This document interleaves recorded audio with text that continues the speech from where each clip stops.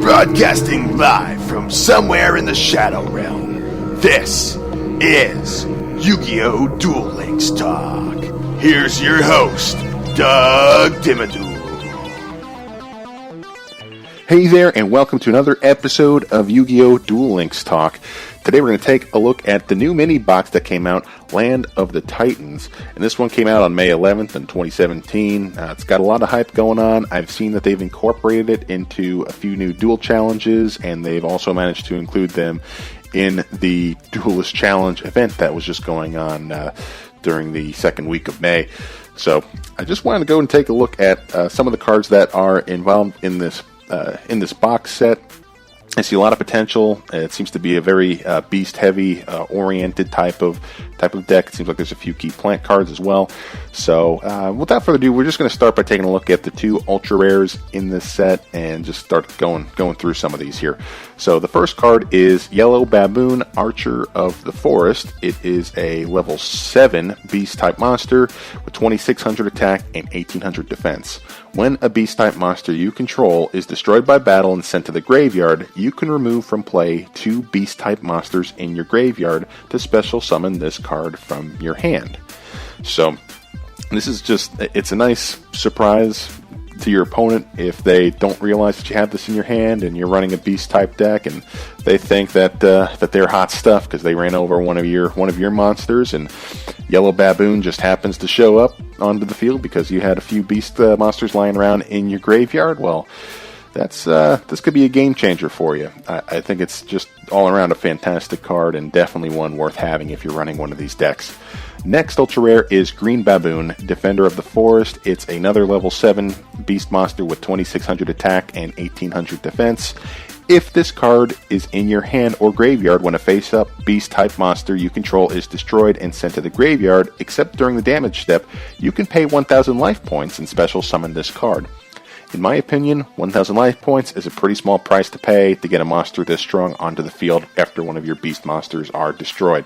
So between Green Baboon and Yellow Baboon, you got some pretty good pretty good options out there to really get a good deck going out here. So, and because this is an 80 card set, your odds are pretty decent of getting these cards awfully quick compared to one of those 200 card box sets.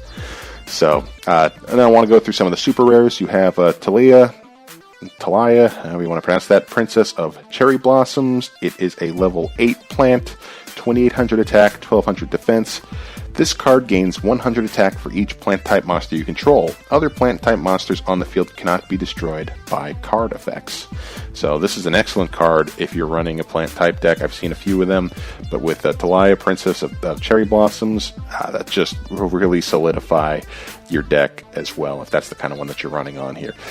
Next super rare is Mega Rock Dragon. It is a level 7 rock monster, attack and defense of question marks. So what its effect is, this card cannot be normal summoned or set. This card cannot be special summoned except by removing from play a rock type monster in your graveyard. The original attack and defense of this card becomes the number of rock type monsters you remove from play when you special summon to this card times 700. So depending on how late in the game you are, if you're running an earth-based deck with a lot of earth-type monsters, Mega Rock Dragon could be a very strong card for you to special summon later on into your duel. So it's got a lot of potential. Not a card that I want to open with too early on, but just situationally, it has a lot of good potential.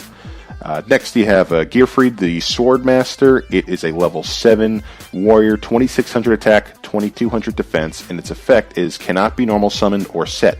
Must be special summoned with release restraint and cannot be special summoned by other ways. When an equipped card is equipped to this card, target one monster your opponent controls and destroy that target. So if you're running a deck where you have a few equipped cards, this card will just be fantastic to include in there because it's just another quick way to destroy an opponent's monster. All around, pretty decent card. The only downside is that you need release restraint to get this thing moving, and depending on how many cards you're trying to run in your deck, it could bulk things up. But depending on your strategy, Gearfried, the Swordmaster, is certainly worth having if you like that type of effect. So, next super rare we have here is Dust Knight. It is a level 4 warrior flip monster with a 1400 attack and 1200 defense. Its flip effect is send one earth monster from your deck to the graveyard. So the first thing I think of when I'm seeing that you're sending in another Earth-type monster to the graveyard is that this pairs well with your Mega Rock Dragon. So if it gets defeated in battle and you already have another Earth monster in your graveyard from its effect, right off the bat you already have 2 Earth-type monsters that are possible to be removed, which at the very least would give your Mega Rock Dragon 1400 attack and 1400 defense, let alone any other Earth-type monsters you have sitting in your graveyard. So Dust Knight, I think, would pair very well with Mega Rock Dragon. Just an idea there. Then you have Gearfried the Iron Knight, level 4, 1800 attack, 1600 defense. When an equipped card is equipped to this card, destroy that equipped card. This was a classic. I mean, I always liked Gearfried. That was one of the monsters that were also included in Joey Wheeler's decks here and there. So, but with that 1800 attack and only being a level 4, it's just another really solid monster to have out there. Next super rare that we have is Uniflora, Mystical Beast of the Forest. It's a level 1 beast monster, 700 attack and 500 defense. Its effect is, if all the monsters in your graveyard are beast type, you contribute this card, special summon one beast type monster from your hand or graveyard except Uniflora, Mystical Beast of the Forest, but it cannot attack this turn. So depending on what you have in your hand, this card can be just an excellent game changer as well, to just be able to, especially if you're running basically an exclusively beast deck. Uniflora, Mystical Beast of the Forest is probably a must-have, in my opinion, because it definitely allows you to get that special summon going. You get one of your stronger beast monsters out there, like your baboons or whatever. So anything along those lines, it's just a really, really good card. The super rare spell card that's in here is Obedience Schooled. It's a spell where if you control no monsters, special summon 3 level 2 or lower beast type effect monsters with different names from the deck. Their effects are negated and they are destroyed during the end phase. If you activate this card, you cannot special summon for the rest of this turn except beast type monsters. So that little caveat at the end really doesn't matter as long as you're running some variant of a beast-type deck, which I feel like you would be, given the effect that you would need so many different level 2 or lower beast-type effect monsters in your deck in the first place. As far as special summons are concerned, I think this is just an outstanding card to have with any beast deck. So, also you have another super rare quick play spell card, Raging Mad Plants. All plant-type monsters you currently control gain 300 attack for each plant-type monster currently in your graveyard until the end of this turn. During the end phase, destroy all plant-type monsters you control.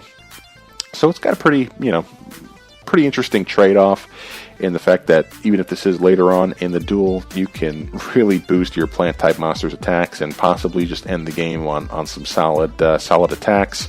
But if it doesn't quite work out, then you get a lot of your monsters destroyed. Now, depending on what their effects are, you may want some of them destroyed, or depending on what else you have in your hand.